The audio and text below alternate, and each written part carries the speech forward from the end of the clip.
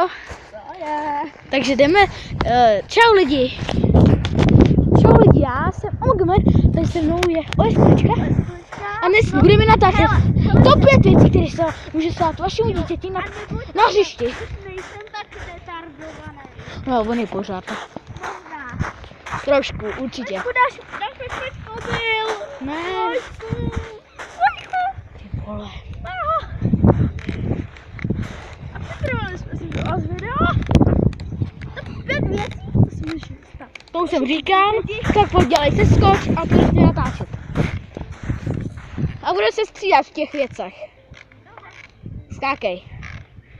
Teď ještě se nezačíná, ale ať on skáče. Teď dělej, skákej. Tak.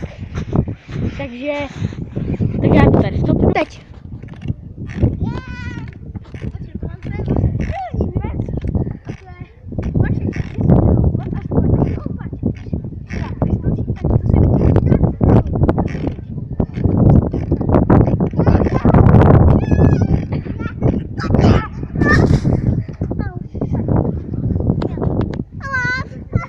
Druhá věc, vaše dítě bude chtít vyjít nahoru po klouzačce a sklouzne mu to.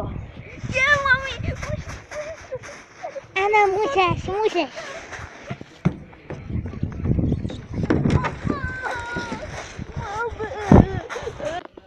Třetí věc, vaše dítě bude chtít přejít kejvací most. Mami, může tohle přejít? Jo, jasný, klidně. Pojď na maminko.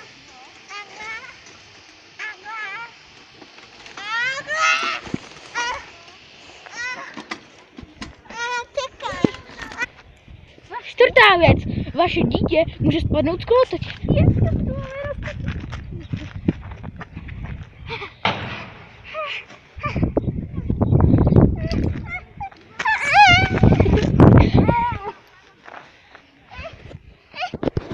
Vaše dítě si chce hrát na pískošti, ale zakopne.